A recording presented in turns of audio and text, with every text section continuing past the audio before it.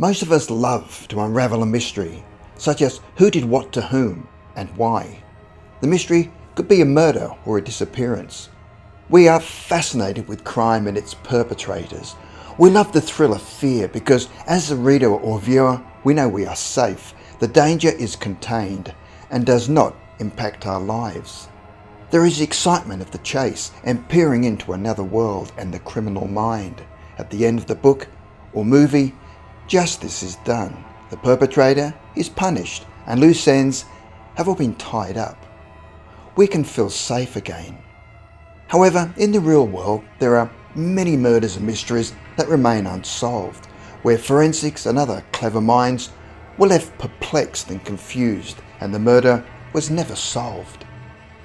The following story is a mystery with many twists and turns, but in the end, there was no satisfactory ending.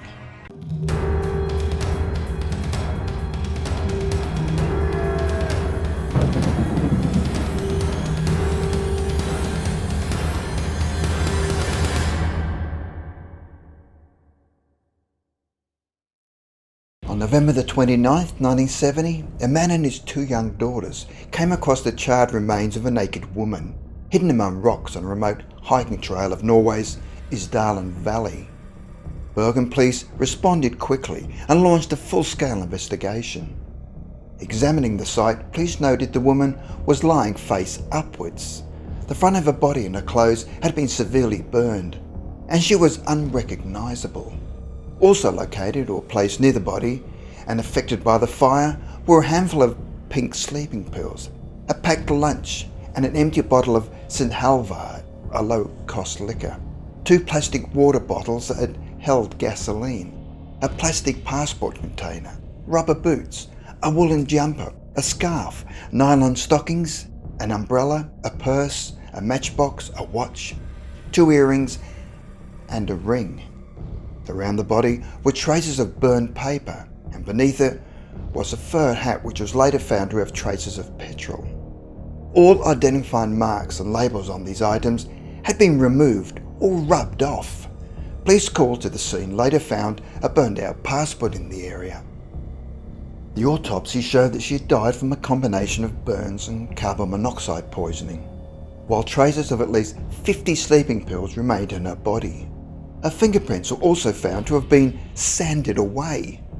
Police then launched an appeal for information in the Norwegian media regarding the case.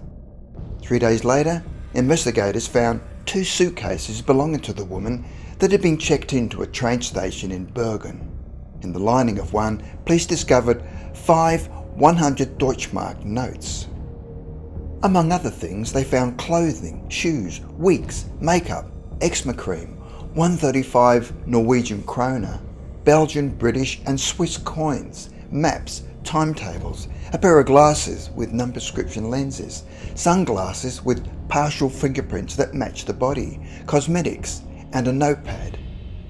As with the body, any possible identifying information had been removed. In the trunk was a small notebook in which the woman had jotted down several coded entries, though there was no key to the code. When police eventually cracked her code, it was found to detail dates and places of the woman's previous travels. The last time she was seen alive was on the 23rd of November, when she checked out of room 407 of the Hotel Hordeheimen. Hotel staff told police that she was good looking and roughly 5'4" tall, with dark brown hair and small brown eyes. Staff noted that the woman kept mainly to her room and seemed to be on guard. When she checked out, she paid her bill in cash and requested a taxi. Her movements between then and the discovery of her body remain unknown. The decoded notepad entries determined that they indicated dates and places the woman had visited. Between March and November 1970, she travelled from Geneva, Oslo, Stavanger, Bergen, Hamburg, Basel, and then 6 months later she returns to Norway and then travels to Stockholm, back to Oslo, then on to Isdal, where she stayed the night with the Italian photographer Giovanni Trimboli. He later told police that she had told him she was from South Africa and that she had had 6 months to see the most beautiful places in Norway. Ultimately, this line of investigation didn't turn up any new information as to the woman's identity or mysterious demise. Then she moved on to Paris, then back to Bergen. Then in November, she checked into a Hotel Neptune using the name Alexia Zerner Merkes. She meets an unknown man at the hotel. Then she travels to Trondheim in Norway, lived at Hotel Bristol using the name Vera Jarl, then went back to Oslo and on to Stavanger where she uses the name Fenella Lodge. From there, she goes back to Bergen at Hotel Rosenkrantz using the name Elisabeth Lienhauer from Belgium. Then to Hotel Horderheimen in Bergen. This was the last time she was seen alive when she checked out of the hotel. She paid in cash, then asked for a taxi to be called. While at the hotel, staff said she seemed like she was on guard all the time. The taxi took her to the railway station where she left 2 pieces of luggage in a depository box, and the trail ends there. November the 29th, she's found deceased in Isdal. As a result, based on handwritten check-in forms, police determined that the Isdal woman had travelled with at least 8 fake passports and aliases, while claiming to be Belgian. She often told hotel staff that she was a travelling saleswoman and an antiques dealer. One witness said that she overheard the woman talking to a man in German in a Bergen hotel. Others who met her mentioned she also spoke Flemish and broken English. She was fond of porridge and milk. She often changed rooms after checking in at various hotels. She had a provocative style of dress and wore a number of different wigs, and one was found in her possession. She went by 9 different identities when travelling around Europe: Genevieve Lancia, Claudia Chelt, Vera Schlossnick, Claudia Nielsen, Alexia Zana Marquez, Vera Jarl, Fenella Lork, and Elisabeth Lien Haufer. None of them were her own. An autopsy at the Gaze Institute concluded the woman had died from a combination of barbiturates and poisoning by carbon monoxide. Analysis of her blood and stomach showed that she'd consumed between 50 to 70 sleeping pills, and found next to her body were a further 12 sleeping pills. At autopsy, they found unique gold-filling dental work, and tissue samples of her organs were taken. Composite sketches based on witness descriptions and analysis of her body were then circulated in many countries via Interpol. Despite the significant police resources deployed, the unknown woman was never identified, and the case was quickly closed.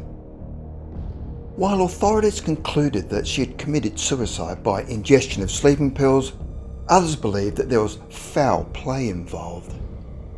Further information was revealed in the early 2000s when a hiker came forward to reveal that he had encountered the woman on a hike on November the 24th, 1970, 5 days before her remains were found. It was nearing dusk when he saw the woman hurrying along the trail towards him, dressed for the town rather than the mountains. Her face was distorted by fear, and she seemed to want to say something to the hiker, though appeared intimidated by 2 black-coated men who appeared to be following her.